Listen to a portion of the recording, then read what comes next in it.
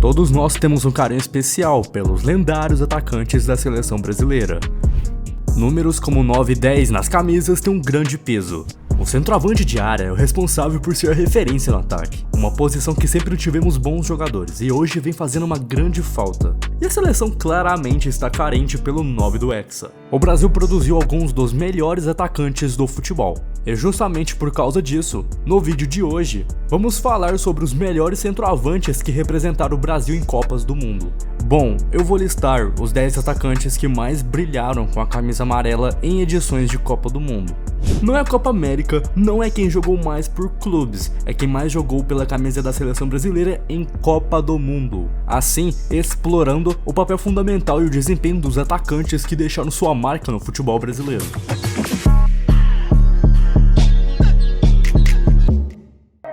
Mas antes de começarmos, lembre-se de apoiar este conteúdo que foi preparado com muito cuidado. Não se esqueça de deixar seu like e se ainda não é inscrito, clique no botão de inscrição e ative as notificações para não perder nenhum dos nossos futuros vídeos sobre futebol. Para iniciar essa lista, em 10º lugar temos Luiz Fabiano. Durante o período em que passou no futebol espanhol, Luiz Fabiano viveu o auge da sua carreira e acumulou várias convocações para a seleção brasileira. Um ano antes da Copa do Mundo, Luiz Fabiano havia sido campeão e artilheiro da Copa das Confederações de 2009, também disputada na África do Sul, com 5 gols marcados em 5 jogos, incluindo 2 na vitória do Brasil por 3-2 de virada sobre os Estados Unidos, na grande final. Desse modo, ele virou um homem de confiança do técnico Dunga escalar como atacante titular da seleção brasileira na Copa do Mundo de 2010. Na Copa, o primeiro gol foi uma bomba no alto, sem ângulo, após linda enfiada de bola de Kaká. O segundo, uma verdadeira obra de arte, com direito a 2 chapéus. Embora o atacante tenha ajeitado 2 vezes com o braço em lance faltoso, ignorado pela arbitragem,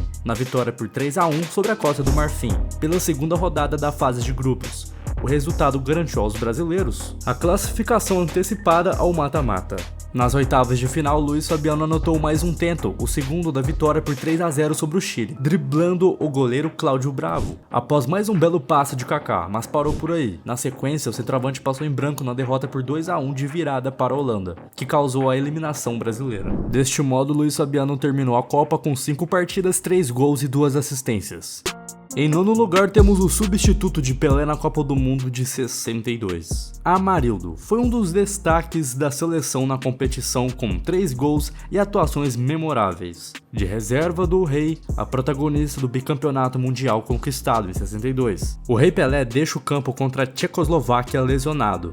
A gravidade da contusão afastaria Pelé de toda a disputa da competição. Coube ao jovem Amarildo, à época com 21 anos, o papel de substituir o Rei na formação brasileira. E do banco de reservas reescreveu a história da seleção brasileira na Copa do Mundo de 62. Logo na estreia, foi decisivo na vitória por 2-1 sobre a Espanha, marcando os 2 gols da seleção. A atuação magnífica, infernizando a talentosa seleção espanhola de Puskás, Di Stéfano e Guento, rendeu a Amarildo o apelido que o acompanharia pelo resto da carreira, o Possesso. Na sequência do torneio, formou um ataque formidável, com Garrincha e Vavá como companheiros. Na grande decisão, um reencontro com a Tchecoslováquia. Vitória brasileira por 3-1 e gol de Amarildo, o terceiro no Mundial. Além dos 3 gols de Amarildo, ele foi tão bom e importante que ficou na seleção dos melhores jogadores da Copa do Mundo de 62. O brilhantismo da carreira de Roberto Dinamite não é restrita aos recordes que detém como jogador do Vasco. Ele também teve uma jornada de sucesso com a camisa da seleção brasileira. A estreia do atacante vascaíno em mundiais só não saiu como esperado por um motivo: a seleção brasileira não levantou a taça, pois Roberto Dinamite foi o protagonista do Brasil na Copa do Mundo de 78. Em aspectos individuais, teve destaque e contribuiu com 3 gols durante o torneio sediado na Argentina. Sob o comando de Cláudio Coutinho, o artilheiro encerrou a participação com 3 gols, artilheiro do time ao lado de Dirceu. A seleção brasileira reservou grandes alegrias e decepções a Dinamite. Convocado pela primeira vez em 75, o atacante esteve presente nas Copas do Mundo de 78 e 82 e fez, vestindo a camisa canarinha, o gol mais marcante de sua carreira. Como o próprio disse, ele estava esquecido por toda a imprensa e torcida há mais de 20 dias, mas com o gol que ele fez contra a Áustria, ele voltou a ser aclamado como ídolo do povo brasileiro de um dia para o outro. Foi sensacional, confessa Dinamite. A seleção brasileira empatou os 2 primeiros jogos da Copa, 1-1 contra a Suécia e 0-0 contra a Espanha, e precisava vencer a Áustria para se classificar para a segunda fase. E Roberto, que era reserva de Reinaldo, entrou no time e fez o gol da vitória. Foi o gol que deu a classificação ao Brasil. Em 82, Roberto foi convocado em cima da hora para disputar o Mundial da Espanha devido à contusão de Careca. Dessa vez, ao contrário de 78, sua participação ficou restrita aos treinamentos, pois Tele Santana não colocou o craque em nenhuma partida. Em sétimo lugar temos Leônidas da Silva, o artilheiro da Copa do Mundo de 1938. Da elasticidade em campo, das jogadas impossíveis, dos chutes improváveis e das matadas de bolas incertas. Ele ganhou o codinome de Homem de Borracha. Leônidas da Silva, com certeza é um dos maiores atacantes da história do futebol mundial, e principal astro do futebol brasileiro antes de Pelé. Leônidas fez fama e sucesso não apenas por seus títulos e seu futebol de pura beleza dentro de campo, mas também fora dele, ao se tornar o primeiro jogador a virar sinônimo de propaganda e comercialização de produtos pelo Brasil. Ele foi o primeiro artilheiro brasileiro em Copa do Mundo, em 1938 na França. O atacante é presença certa em qualquer enciclopédia sobre futebol ou lista com os maiores craques do século XX. Uma das suas jogadas seria uma marca registrada para o resto da história do futebol, a bicicleta. Ele não foi o inventor da jogada, porém nenhum desses supostos inventores conseguiu popularizar e aperfeiçoar tão bem a genuína bicicleta de Leônidas. O pau começa a comer na sua segunda Copa. Leônidas estava no seu auge, e com companheiros de muito mais talentos que 4 anos antes. Contra a Polônia, o Brasil protagonizou um jogo alucinante contra os europeus que terminou com uma vitória por 6-5. Leônidas foi o grande nome ao marcar 3 gols e esbanjar agilidade e talento com a bola nos pés, o que lhe rendeu diversos elogios da imprensa francesa. Um desses gols contra a Polônia foi um dos gols mais lendários e ao mesmo tempo bizarro do futebol. Na prorrogação, o atacante saiu em velocidade com a bola dominada e viu a costura de sua chuteira estourar. E descalço, Leônidas encontrou força para chutar a pesadíssima bola da época e marcar um gol importantíssimo para o Brasil. Na sua segunda partida, Leônidas e o Brasil sofreram dos tchecos, que não tiveram dó dos brasileiros, e o jogo teve muitas brigas e eles desceram a porrada mesmo. Em um jogo que ficou conhecido como a Batalha de Bordeaux, a partida terminou empatada em 1-1 com um gol de Leônidas. Apenas 2 dias depois, o Brasil teria outro jogo contra a Tchecoslováquia. Leônidas não estava no melhor de sua forma física por causa das pancadas, mas mesmo assim deixou sua marca e o Brasil venceu por 2-1, resultado que colocou a seleção na semifinal. Nela, o craque não jogou, pois ficou contundido por causa dos jogos anteriores e fez falta. A Itália, que seria bicampeão do mundo, venceu por 2-1 e sepultou as chances de título do Brasil. O zagueiro italiano Foni declarou à época que a ausência de Leônidas foi como um presente dos céus. Na disputa pelo terceiro lugar contra a Suécia, o Brasil começou perdendo por 2-0, mas conseguiu a virada épica graças, a claro, ao talento e aos 2 gols de Leônidas virando o jogo e cravando 4-2. Com 7 gols marcados em apenas 4 jogos, Leônidas se tornou o primeiro jogador brasileiro artilheiro de uma Copa do Mundo e se consagrou como um dos maiores jogadores do planeta naquela época. Ademir de Menezes foi considerado de longe à sua época o maior centroavante que o futebol brasileiro produziu. Dono de uma arrancada incrível e chutes certeiros com ambas pernas, Ademir foi ídolo maior do Vasco e artilheiro de muitos gols, com 301 gols em 429 jogos. Artilheiro da Copa do Mundo de 50 com 9 gols em 6 jogos, marca até hoje não superada em mundial por jogador brasileiro. Se Ademir tivesse sido campeão do mundo na Copa de 50, aquele goleador teria alcançado o status estratosférico de gênio, mito e lenda, mas num capricho ácido e rude do futebol ele não ganhou a taça e perdeu a oportunidade de residir no mais alto pódio dos grandes nomes do esporte. Campeão com todas as camisas que vestiu e um dos principais camisas 9 de sucesso da seleção, na Copa de 50 o Brasil queria fazer bonito e mostrar que tinha talento e futebol para erguer a mais cobiçada das taças. Na estreia contra o México, Ademir marcou o primeiro dos muitos gols da seleção na Copa. Na partida seguinte contra a Suíça, Ademir não fez, mas participou de um dos gols no empate de 2-2. Na última partida do grupo 1, Ademir fez mais um e o Brasil selou a classificação com a vitória de 2-0 sobre a Iugoslávia. Na segunda fase, o atacante fez história ao anotar 4 gols sobre a goleada de 7-1 sobre a Suécia e se tornar o primeiro e até hoje o único jogador do Brasil a marcar 4 gols em um só jogo de Copa do Mundo. Na partida seguinte, Ademir marcou o primeiro gol do Brasil na goleada de 6-1 sobre a Espanha, mas esse gol desviou no zagueiro Parra, antes de entrar. Algumas fontes dão o gol ao jogador brasileiro, mas a própria FIFA dá o gol ao espanhol. Ainda no jogo, Ademir faz o 5º gol brasileiro e chegou aos 8 gols no torneio, virando artilheiro isolado da competição. E agora o último jogo, no dia 16 de julho, o sonho virou pesadelo. O Brasil fez 1 a 0, o Uruguai empatou, virou e calou o Maracanã no célebre Maracanazo. Mesmo assim, Ademir foi escolhido para o time dos sonhos da Copa e ganhou a chuteira de ouro e o respeito pelo seu futebol virtuoso. Em 5º lugar temos Tostão.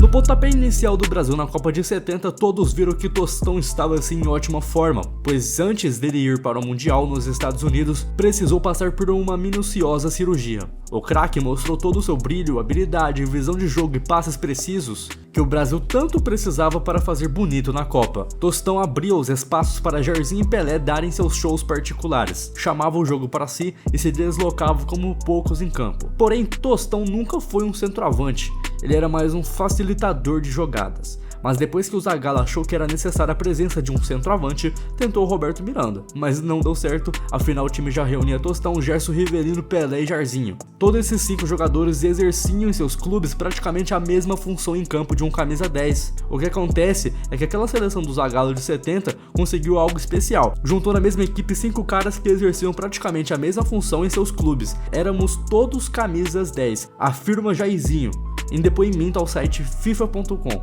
Mesmo assim, quem jogou na função mais ofensiva e com o número 9 foi Tostão, jogando mais enfiado em 1970, já que diziam que ele e Pelé atuavam na mesma posição. O meia deu ao time uma característica diferente do que os adversários estavam acostumados a enfrentar. Dentro da área, Tostão não dava aos zagueiros uma referência para se posicionar. Saía para receber a bola, tabelar pelas laterais, armar jogadas, o que confundia a marcação e abria espaços para infiltrações dos pontas e meias, assim dando origem à função de falso 9. Na Copa foram 2 gols marcados, ambos diante do Peru, mas não deixe esse número te enganar. Tostão foi muito importante para o funcionamento da seleção brasileira. Sua técnica e capacidade de se adaptar taticamente permitiu que Zagallo escalasse tantos craques juntos em campo, e o resultado foi o melhor possível. E ao lado de Pelé, a imprensa já o batizava de vice-rei. 4º lugar, Careca. O artilheiro do Guarani, São Paulo, Napoli da seleção brasileira foi um dos mais espetaculares centroavantes do nosso futebol, e dono de um vasto repertório de jogadas dentro e fora da área. Careca decidia jogos sozinhos. Em um curto espaço de tempo foi a maior estrela do Brasil na Copa do Mundo de 86, quando marcou 5 gols. Sua ausência na Copa de 82, aquela seleção mágica de Tele, foi muito sentida. Em 82, fez 36 gols no Campeonato Brasileiro, se tornando o maior artilheiro do Guarani. Foi nessa época que Careca ganhou suas primeiras chances na seleção brasileira, que se preparava para a Copa do Mundo na Espanha em 82.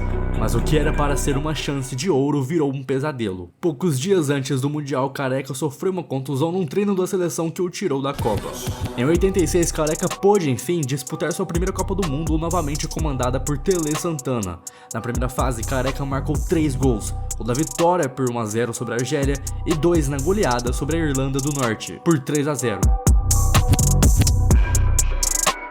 Nas oitavas, mais um gol na goleada de 4 a 0 sobre a Polônia. Nas quartas, o artilheiro fez seu 5º gol no Mundial no empate de 1 a 1 contra a França, mas viu a seleção perder nos pênaltis e dar adeus ao sonho do título. Vice-artilheiro da Copa, Careca foi um dos poucos a se destacar no Mundial de 86. Depois de ter passado pelo Napoli da Europa, ele foi convocado em 1990 na Copa do Mundo da Itália. Careca foi razoavelmente bem, marcou 2 gols, ambos na vitória por 2 a 1 sobre a Suécia. Nas oitavas de final, viu a seleção se eliminada precocemente por 1 a 0 pela Argentina. No total, Careca jogou 2 Copas e fez 7 gols. Ele poderia ter jogado a Copa de 82 caso não tivesse lesionado. E em 94, mesmo em forma e cotado para o Mundial dos Estados Unidos, ele decidiu não disputar o torneio para dar espaço a outros jogadores. Em terceiro temos Vavá. Vavá é um dos 5, outros são Pelé, Paul Breitner, Zidane e Mbappé, jogadores a marcar gols em 2 finais de Copas e, junto com Mbappé, os únicos na história a fazer gols em 2 finais de Copas seguidas.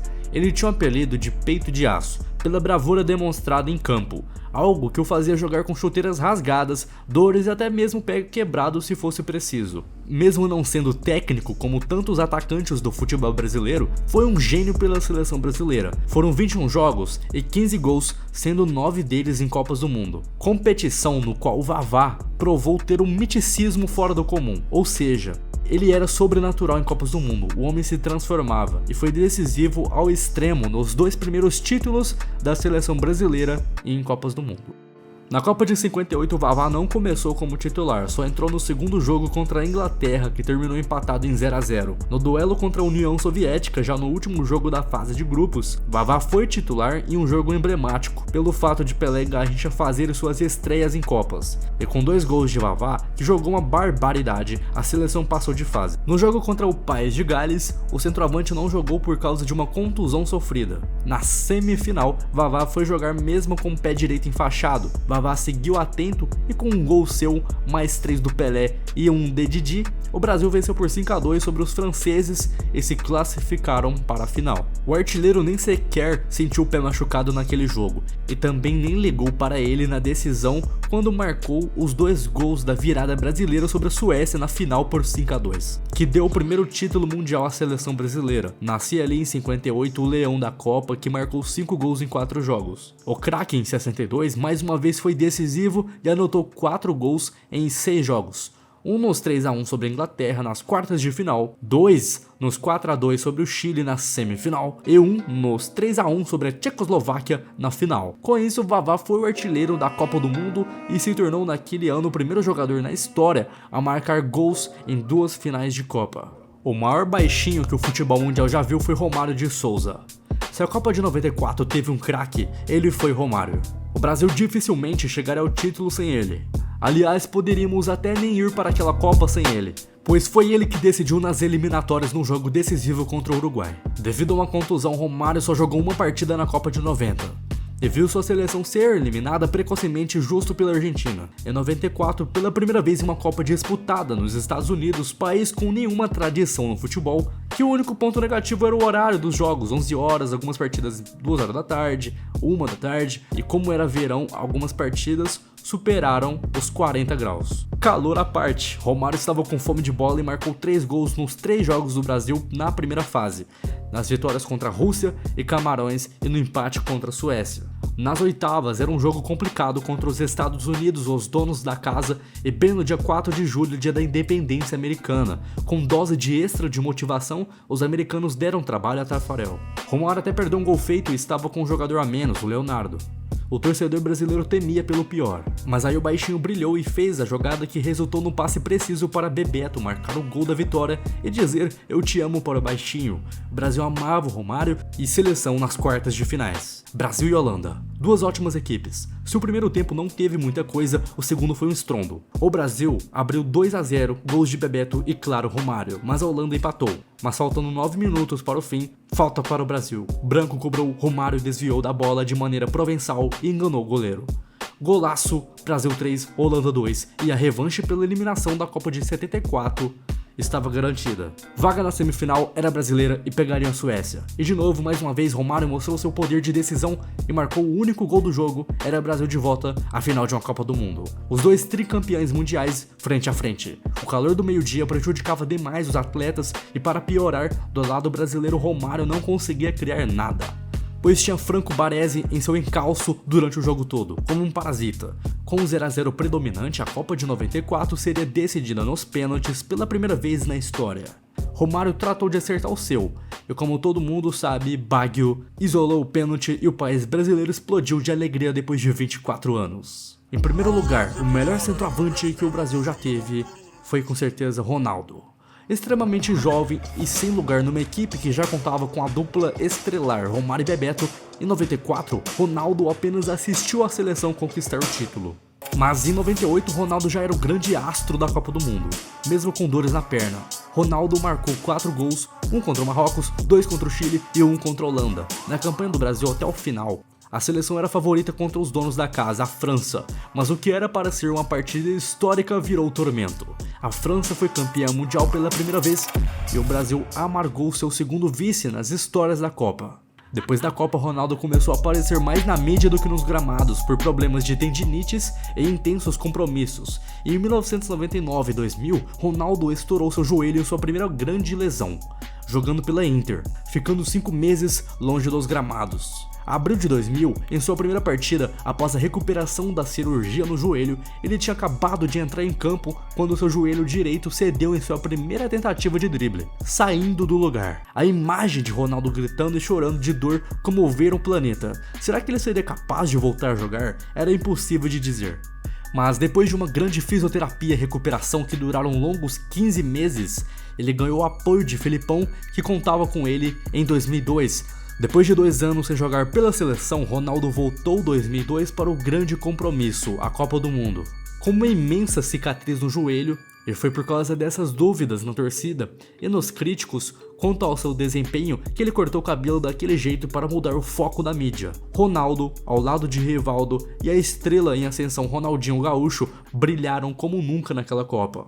Ronaldo marcou gol em todos os jogos da primeira fase contra a Turquia, China e 2 na Costa Rica.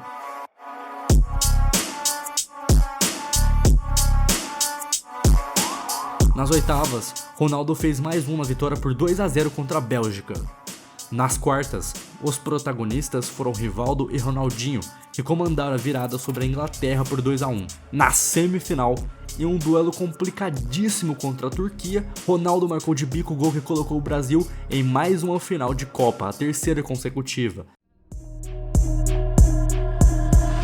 No segundo tempo, Ronaldo aproveitou a bobeada de Oliver Kahn depois de um chute de Rivaldo e fez o primeiro do jogo. Apenas 12 minutos depois, Ronaldo fez mais um, oitavo dele, assim concretizando a maior superação da história do futebol e a seleção era pentacampeã mundial. Na Copa de 2006, o Brasil era novamente o favorito.